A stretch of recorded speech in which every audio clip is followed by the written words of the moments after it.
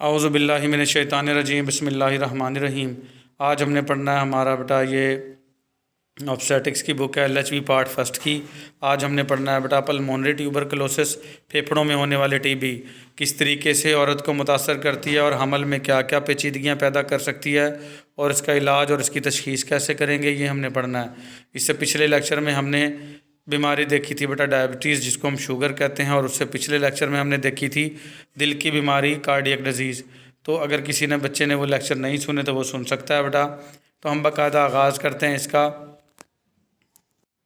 ये हमारा page number 42 है बेटा। पल्मोनरी ट्यूबरकुलोसिस, फेफड़ों में होने वाली टीबी।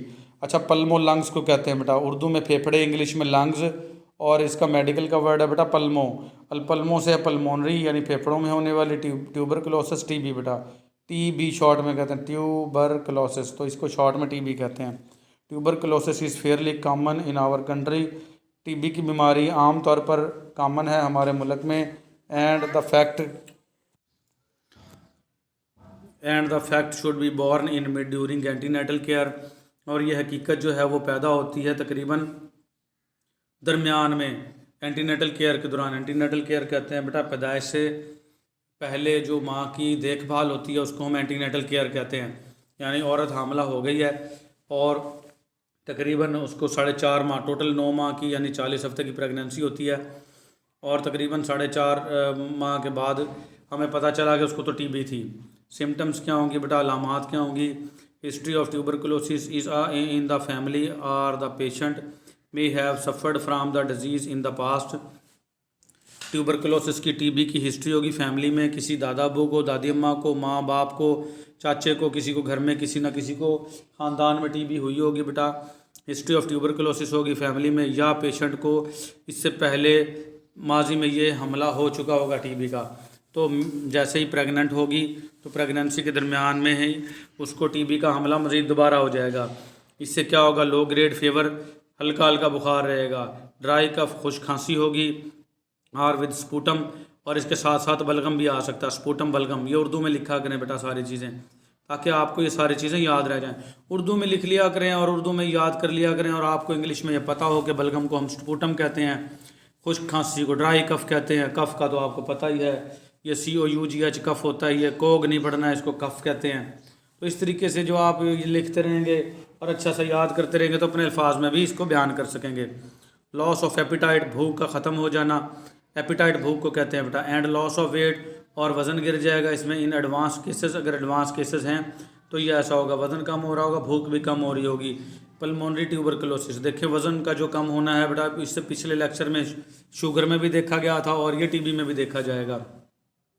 डायग्नोसिस क्या है, तशखीस कैसे करेंगे। These patient are refer to the doctor for chest examination.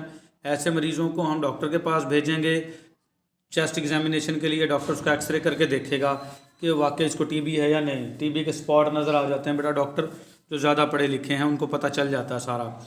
In suspicious cases, अगर शक वाले केसेस हों, रेफ़र टू द पेशेंट, मरीज़ को आपने रेफ़र करना है to a government tuberculosis centre, government के बने हुए जो ट्यूबरकुलोसिस सेंटर उनमें, for a free x-ray of the chest, सीने का फ्री एक्सरे होगा वहाँ पे। तो गवर्नमेंट ने ये बेटा बड़ी सहूलत दे रखी है। टीबी के जो टेस्ट हैं मुख्तलिफ प्राइवेट लेबार्ट्रियों पे भी गवर्नमेंट ताउन कर रही है, वहाँ से भी फ्री हो जाते हैं। और कुछ गवर्नमेंट जो हॉस्पिटल हैं उनमें भी एक्सरे और टीबी के टेस्ट फ्री होते हैं और दवाइयाँ भी फ्री मिलती हैं। तो इसमें घबराना नहीं है, आपको बता रहा है कि आप गवर्नमेंट ट्यूबरकुलोसिस सेंटर भेजोगे उसको और फ्री सीने का एक्सरे होगा उसका। Large number of early cases are thus diagnosed, और बहुत ज़्यादा तादाद में जो शुरू में ही ऐसे केसेस हैं उनकी तशखीस हो जाती है। तो टीबी काबिल इलाज है, ऐसी बात नहीं है, टीबी का इलाज हो जाता है बेटा, लेकिन ये है कि तशखीस करना ज़रूरी है। ये ना हो कि आप तशखीस करने में देर लगा दें और मरीज़ का बड़ा नुकसान हो जाए। ट्रीटमेंट ऑफ ट्यूबरकुलोसिस, जो ट्यूबरकुलोसिस की जो इलाज है is the same as in non pregnant woman, जो कि नॉन प्रेग्नेंट वोमन में होता है। जैसे वो 6 माह दवाइयाँ खानी पड़ती हैं, प्रेग्नेंट का भी वही इलाज है और नॉन प्रेग्नेंट का भी वही इलाज है। कोई इसमें मतलब तब्दीली नहीं होती, भाई ये हामला है इसका इलाज और होगा और ये गैर हामला है इसका इलाज और होगा, सेम इलाज होता है। ये सारी चीज़ें आपको समझाई भी इसीलिए जा रही हैं बेटा कि आपको इन बीमारियों से आशनाई हो। द एसेंशियल्स आर, जो ज़रूरी चीज़ें हैं वो कौन सी हैं। रेस्ट इन बेड, बेड पे रेस्ट करना है, फ्रेश ओपन एयर, और उन खिड़की के पास उसकी कोई बेड वगैरह हो या रोशनदान हो जिससे फ्रेश ओपन एयर आए उसको।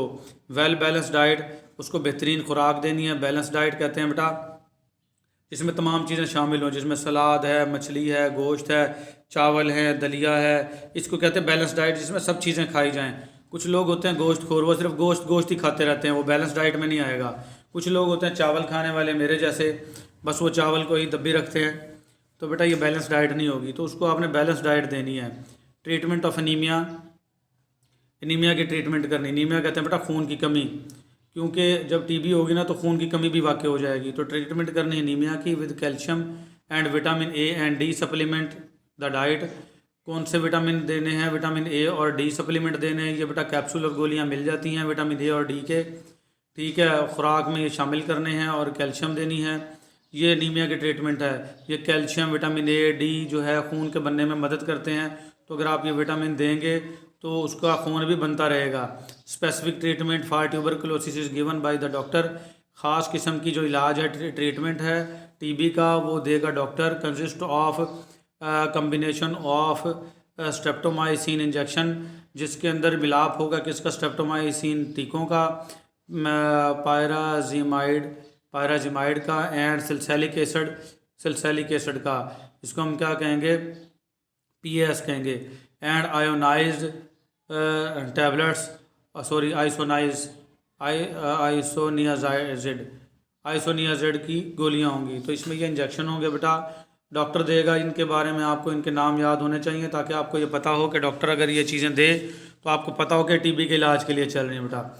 एंड और इसके बाद the course treatment last for 2 years, और ये कोर्स का जो दौरानिया तकरीबन 2 साल तक चल सकता है।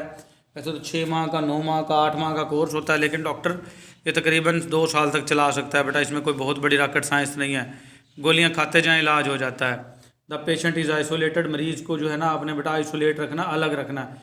उसके बर्तन, उसका खाना, उसकी जो सा है उसके कमरे में कोई ज़्यादा आए जाए ना, वो किसी बच्चे को पारियाँ शारियाँ ना करे, क्योंकि जो टीबी के जरासीम होते हैं ना बेटा बहुत देर तक हवा में भी मुअल्लक रह सकते हैं। जैसे वो खांसती है, छींकती है, उसका बलगम जो है वो किसी राख वगैरह में या ऐसी जगह पे हो जहाँ से वो उड़ ना सके, किसी और चीज़ को ना लगे। और राख वगैरह में भी उसको दबा दें, ऐसे किसी बर्तन में डाल के राख वगैरह रखें ताकि वो वहाँ से जो उसका बलगम है किसी चीज़ को लगे ना, छुए ना। क्योंकि जो टीबी के जरासीम है ना बेटा वो बलगम में होते हैं, सांस में भी होते हैं। तो अगर वो किसी को पारियाँ करेगी, सांस के साथ कॉन्टैक्ट होगा उसका, तो उसके सांस से टीबी के जरासीम दूसरे में जा सकते हैं और वहाँ पर भी एक्टिव हो सकते हैं। तो ये एहतियात करनी है, इसलिए मरीज़ को क्या करना है बेटा? आइसोलेट रखना आपने, ठीक है। नाउ अ डे, आजकल readymade medicine is available. Readymade दवाइयाँ, उसमें कोई कम्बिनेशन नहीं है इन द मार्केट में। एग्जांपल के तौर पर मायरीन एंड राफापिन HETC, तो ये दवाइयाँ हैं बेटा, वो जो ऊपर बताया ना इंजेक्शन और ये सारा सब कुछ, ये वाला था पहले का सिस्टम। ये आजकल रेडीमेड दवाइयाँ सब चीज़ों का कम्बिनेशन है। बस 4 कैप्सूल सुबह सुबह निहार मुँह खाओ और जान छुड़वाओ, ठीक है। तो मैनेजमेंट ड्यूरिंग लेबर, जब प्रेगनेंसी होगी बेटा उसके दौरान में क्या आपने ट्रीटमेंट करनी है इसकी, तो ये हम पढ़ेंगे बेटा अगले लेक्चर में। हमने अपना टीबी का जो है वो अच्छे से देख लिया है, और टीबी की जो मरीज़ा होगी बेटा उसके अंदर हमने लेबर के दौरान, ज़चगी के दौरान में क्या क्या जो है वो मैनेजमेंट करनी है, बच्चे को कैसे वो करना है, और इससे क्या क्या जो पेशेंट गोइयाँ हैं मरीज़ को नुकसानात हो सकते हैं वो हम देखेंगे, वो हम अगले लेक्चर में। आज के लिए इतना ही, अल्लाह हाफिज़।